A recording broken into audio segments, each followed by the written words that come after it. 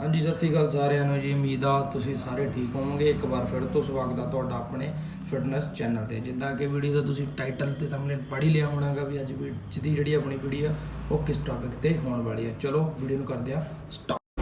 5 4 3 2 1 ਗੋ।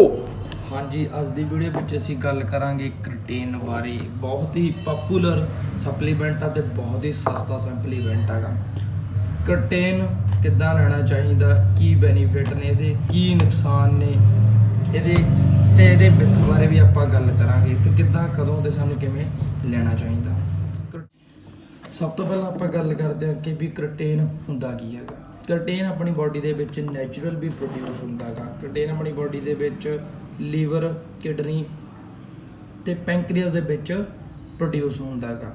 ਕ੍ਰੀਟੀਨ ਦਾ ਕੰਮ ਕੀ ਹੁੰਦਾ ਹੈਗਾ? ਕ੍ਰੀਟੀਨ ਦਾ ਕੰਮ ਆਪਣੀ ਬਾਡੀ ਦੇ ਵਿੱਚ ATP ਸੈੱਲ ਨੂੰ ਇਨਕਰੀਜ਼ ਕਰਨਾ ਹੁੰਦਾ ਹੈਗਾ। ਮਤਲਬ ਕਿ ਵੀ ਜਦੋਂ ਆਪਾਂ ਇਸ ਨੂੰ ਲੈਂਦੇ ਆਂਗੇ ਤਾਂ ਜਿਹੜੇ ਆਪਣੀ ਬਾਡੀ ਦੇ ਵਿੱਚ ATP ਸੈੱਲ ਨੇ ਆਪਣੀ ਬਾਡੀ ਵਿੱਚ ਮੇਨ ਸੋਰਸ ਹੁੰਦੇ ਨੇ એનર્ਜੀ ਦਾ, ਠੀਕ ਹੈ ਜੀ।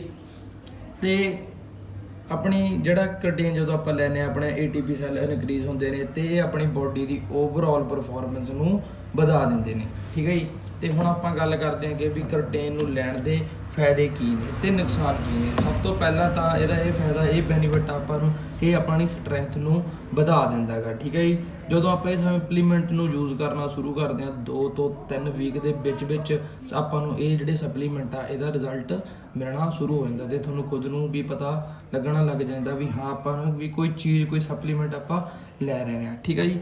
ਤੇ ਦੂਜਾ ਇਹਦਾ ਬੈਨੀਫਿਟ ਹੈਗਾ ਇਹ ਕਿ ਲੀਨ ਮਸਲ ਮਾਸ ਨੂੰ ਵਧਾ ਦਿੰਦਾ। ਲੀਨ ਮਸਲ ਮਾਸ ਨੂੰ ਕਿੱਦਾਂ ਬਣਾਉਂਦਾ?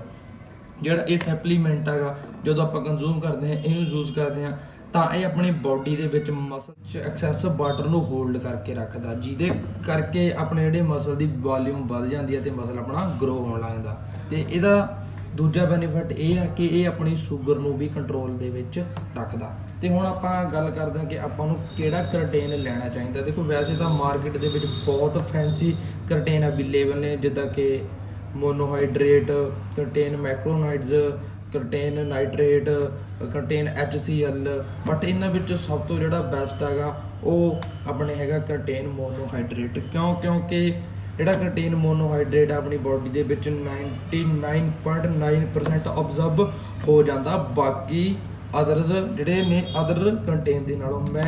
ਮੈਨੂੰ ਬਹੁਤ ਟਾਈਮ ਹੋ ਗਿਆ ਕ੍ਰੀਟੀਨ ਮੋਨੋਹਾਈਡਰੇਟ ਯੂਜ਼ ਕਰਦੇ ਨੂੰ। ਜਿਹੜੀ ਕੰਪਨੀ ਦਾ ਹੈਗਾ ਮੈਂ ਵੀਡੀਓ ਦੇ ਵਿੱਚ ਨਹੀਂ ਦਿਖਾਊਂਗਾ ਕਿਉਂਕਿ ਮੈਂ ਤੁਹਾਨੂੰ ਖੁਦ ਕੋਈ ਰეკਮੈਂਡ ਨਹੀਂ ਕਰਨਾ ਚਾਹੀਦਾ। ਤੁਹਾਨੂੰ ਜਿਹੜਾ ਵੀ, ਵੈਸੇ ਤਾਂ ਇਹ ਜਿਹੜਾ ਸਪਲੀਮੈਂਟ ਆ ਬਹੁਤ ਹੀ ਚੀਪ ਆ, ਬਹੁਤ ਹੀ ਸਸਤਾ ਆ ਜਾਂਦਾ, 600-700 ਦੇ ਵਿੱਚ ਆ ਜਾਂਦਾ। ਜਿਹੜਾ ਵੀ ਤੁਹਾਨੂੰ ਅਫੋਰਡੇਬਲ ਆ ਤੁਹਾਡੇ ਲਈ, ਜਿਹੜਾ ਬਜਟ 'ਚ ਬੈਠਦਾ ਹੈਗਾ, ਜਿਹੜਾ ਵੀ ਤੁਹਾਨੂੰ ਸਹੀ ਲੱਗਦਾ ਤੁਸੀਂ ਉਹ ਲੈ ਸਕਦੇ ਹੋਗੇ। ਬਾਕੀ ਗੱਲ ਕਰਦੇ ਹਾਂ ਕਿ ਆਪਾਂ ਇਹਦੇ ਸਾਈਡ ਇਫੈਕਟ ਦੀ। ਜਿੱਥੋਂ ਤੱਕ ਦੇਖਿਆ ਗਿਆ ਜਿੰਨਾ ਇਹਦੇ ਉੱਤੇ ਜਿੰਨੀਆਂ ਸਟੱਡੀਆਂ ਹੋ ਚੁੱਕੀਆਂ ਨੇ ਹੁਣ ਤੱਕ, ਹਜੇ ਤੱਕ ਤਾਂ ਫਿਲਹਾਲ ਇਹਦਾ ਕੋਈ ਵੀ ਸਾਈਡ ਇਫੈਕਟ ਆਇਆ ਨਹੀਂ। ਇਹਦੇ ਬੈਨੀਫਿਟ ਹੀ ਨੇ, ਇਹਦਾ ਸਾਈਡ ਇਫੈਕਟ ਕੋਈ ਵੀ ਨਹੀਂ। ਹਾਂ ਇਹਦੇ ਤੇ ਬਹੁਤ ਸਾਰੇ ਮਿੱਥ ਨੇ ਵੀ ਆਪਾਂ ਨੂੰ ਕ੍ਰੀਟੀਨ ਨਾਲ ਆਪਣੀ ਕਿਡਨੀ ਖਰਾਬ ਹੋ ਜਾਂਦੀ ਹੈਗੀ, ਆਪਣੇ ਹਾਰਟ ਤੇ ਅਸਰ ਪੈਂਦਾ। ਇੱਦਾਂ ਦਾ ਦੋਸਤੋ ਕੋਈ ਵੀ ਇਹਦਾ ਸਾਈਡ ਇਫੈਕਟ ਨਹੀਂ ਹੈਗਾ। ਮੈਂ ਖੁਦ ਮੈਨੂੰ ਬਹੁਤ ਟਾਈਮ ਹੋ ਗਿਆ ਇਹਨੂੰ ਯੂਜ਼ ਕਰਦੇ ਨੂੰ ਤੇ ਇਹ ਕਿੰਨਾਂ ਨੂੰ ਯੂਜ਼ ਕਰਨਾ ਚਾਹੀਦਾ, ਕਿੰਨਾਂ ਨੂੰ ਯੂਜ਼ ਨਹੀਂ ਕਰਨਾ ਚਾਹੀਦਾ। ਦੇਖੋ ਜਿਹੜੇ ਤਾਂ ਮਤਲਬ ਵੈਜ ਨੇ, ਠੀਕ ਹੈ ਜੀ, ਜਿਹੜੇ ਤਾਂ ਮਤਲਬ ਫਿਸ਼, ਮੀਟ ਵਗੈਰਾ ਨਹੀਂ ਖਾਂਦੇ, ਉਹਨਾਂ ਲਈ ਇਹ ਸਭ ਤੋਂ ਬੈਸਟ ਸਪਲੀਮੈਂਟ ਆ ਕਿਉਂਕਿ ਉਹਨਾਂ ਦੀ ਬਾਡੀ ਦੇ ਵਿੱਚ ਕ੍ਰੀਟੀਨ ਜਿਹੜਾ ਉਹ ਬਹੁਤ ਘੱਟ ਪ੍ਰੋਡਿਊਸ ਹੁੰਦਾ। ਤੇ ਜਿਹੜੇ ਮਤਲਬ ਫਿਸ਼, ਮੀਟ ਜਾਂ ਚਿਕਨ ਖਾਂਦੇ ਨੇ ਉਹ ਵੀ ਲੈ ਸਕਦੇ ਨੇ, ਬਟ ਉਹਨਾਂ ਨੂੰ ਦੇਖਣਾ ਹੋਊਗਾ ਵੀ ਆਪਦੀ ਡਾਈਟ 'ਚ ਵੀ ਉਹਨਾਂ ਦੀ ਡਾਈਟ 'ਚ ਕਿੰਨੀ ਕੁ ਫਿਸ਼ ਲੈਂਦੇ ਆ, ਕਿੰਨਾ ਕੁ ਮੀਟ ਲੈਂਦੇ ਆ ਜਾਂ ਕਿੰਨਾ ਕੁ ਚਿਕਨ ਲੈਂਦੇ ਆ, ਉਹਦੇ ਅਕੋਰਡਿੰਗ ਦੇਖ ਕੇ ਉਹ ਵੀ ਐਡ ਕਰ ਸਕਦੇ ਆ ਆਪਦੀ ਡਾਈਟ ਦੇ ਵਿੱਚ। ਬਟ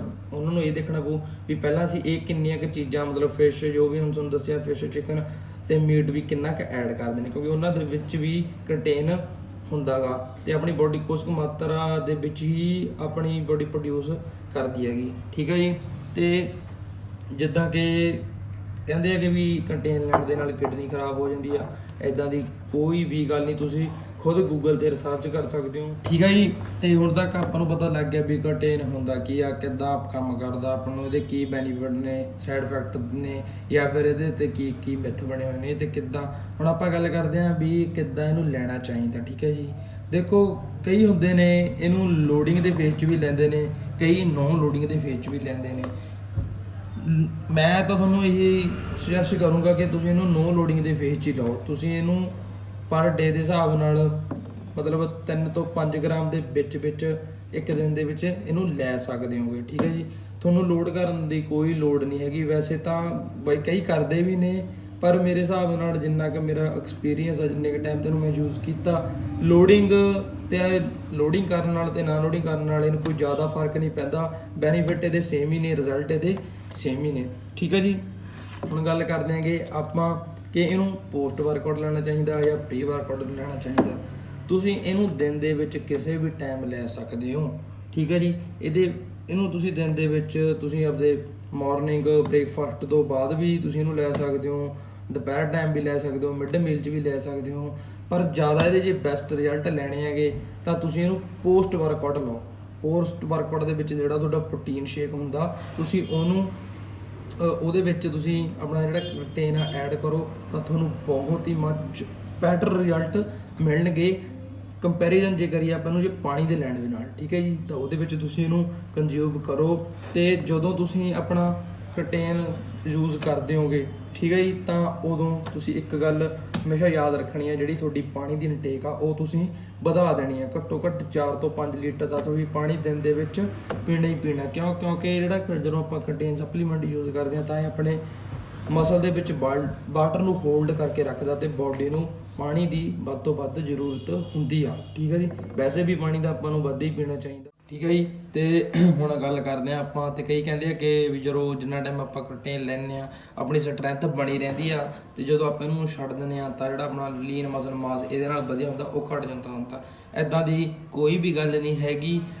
ਕ੍ਰੀਟੇਨ ਨੂੰ ਛੱਡਣ ਤੋਂ ਬਾਅਦ ਮਤਲਬ ਘੱਟੋ ਘੱਟ 6 ਹਫ਼ਤਿਆਂ ਬਾਅਦ ਆਪਣੀ ਸਟਰੈਂਥ ਦੇ ਵਿੱਚ ਥੋੜਾ ਜਿਹਾ ਹੀ ਫਰਕ ਆਉਂਦਾ, ਕੁਝ ਜ਼ਿਆਦਾ ਫਰਕ ਨਹੀਂ ਆਉਂਦਾ, ਪਰ ਲੀਨ ਮਸਲ ਮਾਸ ਘਟ ਜਾਂਦਾ, ਇਦਾਂ ਦਾ ਕੁਝ ਵੀ ਨਹੀਂ ਹੁੰਦਾ, ਠੀਕ ਹੈ ਜੀ। ਤੁਸੀਂ ਆਪਣੀ ਡਾਈਟ ਦੇ ਵਿੱਚ, ਆਪਣੀ ਡੇਲੀ ਮੀਲ ਦੇ ਵਿੱਚ ਇਹਨੂੰ ਯੂਜ਼ ਕਰੋ ਤੇ ਪਾਣੀ ਦੀ ਇਨਟੇਕ ਵੱਧ ਰੱਖੋ ਤਾਂ ਤੁਹਾਨੂੰ 2 ਤੋਂ 3 ਵੀਕ ਦੇ ਵਿੱਚ ਹੀ ਜਿਹੜੇ ਕ੍ਰੀਟੇਨ ਦੇ ਰਿਜ਼ਲਟ ਨੇ ਉਹ ਤੁਹਾਨੂੰ ਆਪਣੇ ਆਪ ਦਿਖਣ ਨੂੰ ਮਿਲਣਗੇ। ਅੱਜ ਦੀ ਵੀਡੀਓ ਗਾਇਸ ਇੰਨਾ ਕੀ ਸੀ।